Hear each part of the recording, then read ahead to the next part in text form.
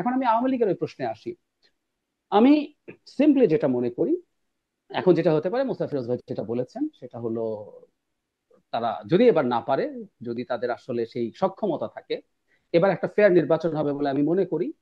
ইমরান খানের দল তেহরিক ইনসাফ গত নির্বাচনে, ওখানে তো অনেক রকম হিসাব আছে, ফিমেল সিটস আছে, আদার সিটস আছে, কিন্তু জেনারেল যে সিট, তাতে যে মুসলিম লীগ আছে যারা এখন ক্ষমতায়, তার চেয়ে বেশি সিট তারা পেয়ে গেছে ইন্ডিপেন্ডেন্ট হিসাবে। সো আওয়ামী লীগ এই কাজটা করতে পারে, এটা সরকারের ফ্যাসিলিটেট করারও কিছু নাই। আওয়ামী লীগের যে মানুষজন, যাদের বিরুদ্ধে যে ক্রাইটেরিয়া আছে পার্লামেন্টের সদস্য হুম। হওয়ার জন্য, যারা যেগুলো যেগুলো ফুলফিল করবেন, যারা ফেরারি থাকবেন না, তারা ইন্ডিপেন্ডেন্ট ইলেকশন করতে পারেন, করুক, আমি সেটা চাইও। হুম। অথবা কিন্তু সেটা এই কি তারা আলাপ আছে। করতে পারবেন? যেভাবে আসলে যে বলছিলেন, মোস্তফা ফিরোজও বলছিলেন আজকেই একজন সাবেক এমপির বাসায় হামলা হয়েছে, আমি মানে যখন নির্বাচন করতে যাবেন পারবেন তারা?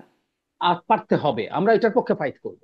আমি এই যে বলছি যে, যেহেতু এই জায়গাটা এখন এখানে আছে, তাদেরকে, শুধু সেটা না, যে কেউ ধরুন জেলে যারা আছে, যারা সরকারের কাস্টাডিতে আছে, পলাতক না, তারা যদি ইলেকশন করতে চান, তারা ইলেকশন করতে পারা উচিত, পারবেন তো। একইভাবে যারা ফেরারি থাকবেন না, যদি হুম। বাইরে পালিয়ে আছেন, তার বিরুদ্ধে যদি মামলা হয়, আপনি খুব ভালোভাবে জানেন যে নৈতিক স্থলনজনিত কারণে 2 বছরের অন্তত তার কনভিকশন হতে হবে অ্যাটলিস্ট লোয়ার কোর্টে। হুম। সেই প্রসেসের আগ পর্যন্ত তিনি নির্বাচন করতে পারেন, এবং সেই রাইট সরকারকে, এবং নির্বাচন করতে গেলে তাদের স্মুথলি যাতে তারা নির্বাচন করতে পারে, সেই রাইট অবশ্যই এনশিওর করতে হবে। আমরা একটা কথা রিপিটেডলি বলছি, এই যে কিছুদিন আগে সাবেক রেল মন্ত্রী ছিলেন মিস্টার হুমায়ুন, তার হাতে যে হাত কড়া পড়ানো, আমরা কি বলতে চেয়েছি? হতেই পারে উনি বড় ক্রিমিনাল, হতেই পারে উনি আওয়ামী লীগের বিরাট দুর্নীতিবাজ, হতেই পারে আওয়ামী লীগের মন্ত্রী ছিলেন, খুব ভালো ছিলেন বলে আমি অনেস্টলি বলি, আমি মনে করি না, উনি চলে গেছেন দুনিয়া থেকে।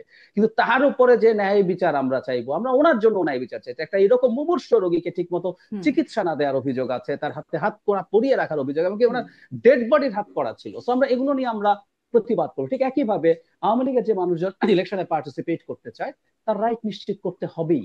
এটা নিয়ে কোনো এদিক সেদিক হতে পারবে না। সেটা যদি না হয়, তাহলে এই সরকার মারাত্মক অপরাধ করবে। জি। এবং এই মানে এই সরকারের অন্যায় করলে হয়তো আগের সরকারের অন্যায় এভাবেই জাস্টিফাইড হয়ে যাবে যে সবাই তো আসলে একদম, অন্যায় করে।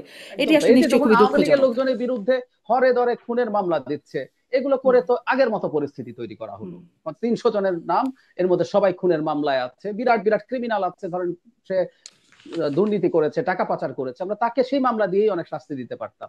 আমরা ধরে ধরে সবার নামে করছে, এগুলো তো আওয়ামী লীগের একই প্রবণতা, এবং এটা দিয়ে এগুলোই হয়তো তারা মানে ওই ভালো যে নয়। ইনোভেশনের জরিপে যেটা হচ্ছে যে আওয়ামী লীগ যদি থাকে তাহলে আওয়ামী লীগের ভোট বাড়ার কারণ হিসেবে কাজ করতে পারে, না জানি না না, আমি আমি আবার একটু। সেটা মনে করি না। আমি ভোট বাড়ার কারণ আমার একটা ডিফারেন্ট ব্যাখ্যা আছে। আমি ধারণা করি, এটা আমাদের প্রথম কথা হচ্ছে, আমাদের এই অঞ্চলের জরিপকে আমি খুব একটা পাত্তা দিই না। পাত্তা কেন দিই না? প্রসিডিউরাল প্রবলেম না, ইনোভেশন বা এই যে যারা যারা এটার সাথে ছিল, ভয়েস অফ রিফর্ম বা ব্রেইন, এগুলোর সম্পর্কে আমি খুব ভালো মতো জানি, তারা খুবই প্রফেশনালস।